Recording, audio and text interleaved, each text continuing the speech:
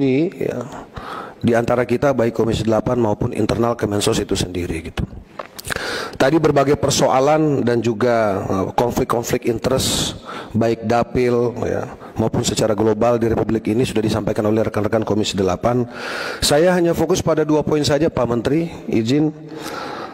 Yang pertama, realisasi anggaran tahun anggaran 2024 Pak Menteri. Di sini jelas tertulis bahwa pagu 76 triliun ini baru terrealisasi 56 triliun. Artinya masih ada selisih kurang lebih 20 triliun. Ini bukan angka yang kecil. Saya ingin menguatkan saja tadi apa yang disampaikan oleh Ibu Sri, kalau saya tidak keliru, dari Nasdem, Ibu Sri Wulan,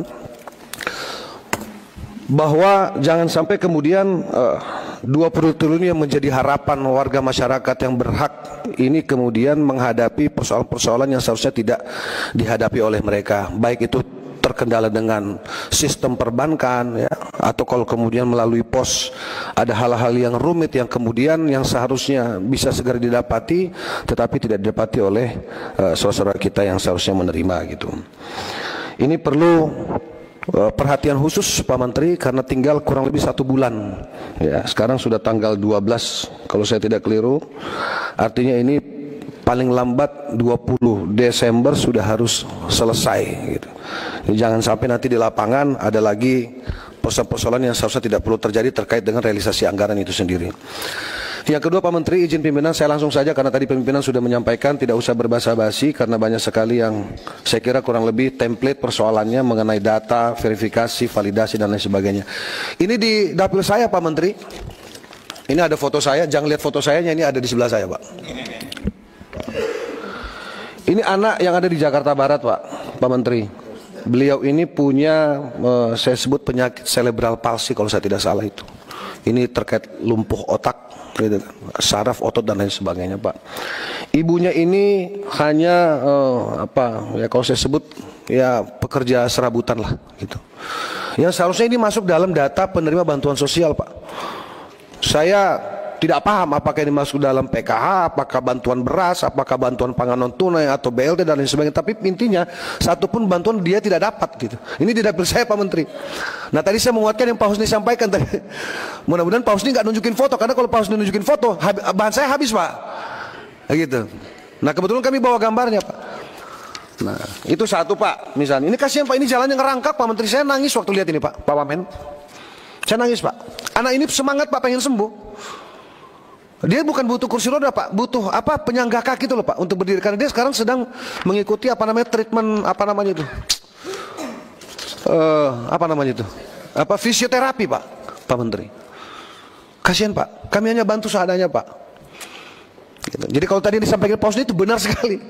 Jadi DTKS, data-data yang disampaikan ini mohon maaf kami bingung, ini yang bermain, yang menginput ya oknum, karena kita tidak bisa bilang ini kesalahan murni kita generalisir ke Kementerian Sosial Pak. Ini karena melibatkan ada RT, ada RW, ada kelurahan, kecamatan, mungkin kalau di desa ya perangkat desa gitu. Ini saya tahu pimpinan ini Pak Menteri ini orang yang sangat jiwa sosialnya tinggi sekali Pak. Paham saya, beliau ini dekat dengan rakyat Pak. Dekat dengan rakyat. Tolong teman-teman jangan curiga dulu, ini program belum ada ini. Ini karena memang saya kenal beliau aja Pak. 15 tahun Pak Maman, 15 tahun dengan beliau ini. Beliau ini jangankan ke orang miskin Pak, ke orang sukses saja beliau ini bagi-bagi rezeki Pak. Ya buktinya band saya dulu sering banget dipakai sama beliau Pak. Jadi itu tadi, artinya ini sebagai gambaran Pak Menteri, izin 1 menit seperti ini Pak. Dia harusnya menerima dia punya kartu lansia Pak. Tapi tiba-tiba kartunya dibekukan Pak Menteri. Iki ono apa iki? Masalahnya. Nanti kita cek.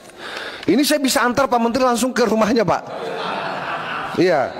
Tapi nanti aja 2028 Pak.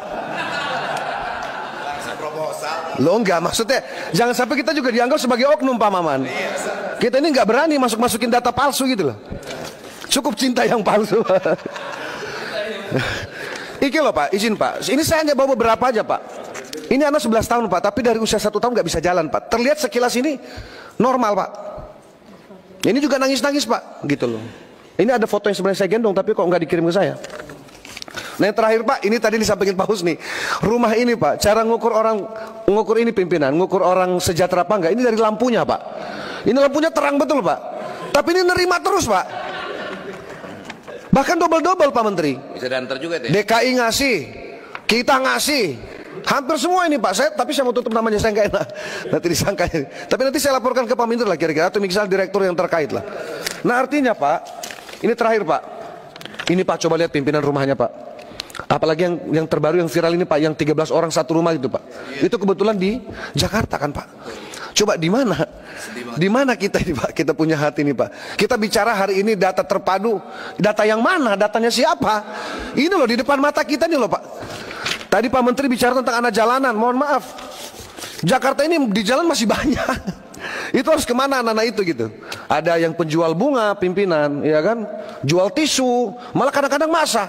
Nah kalau kemudian ini merupakan apa namanya bagian daripada modus yang mengarah pada eksploitasi anak, ini Kementerian Sosial punya tanggung jawab moral Pak untuk berkoordinasi dengan, saya nggak tahu apakah pemerintah DKI misalnya, pemerintah daerah, dalam hal ini Satpol PP selaku penegak perda dan seterusnya. Tapi tidak mungkin lah kita ini ngajarin Pak Gus Ipul ini berenang, orang beliau ini sudah betul-betul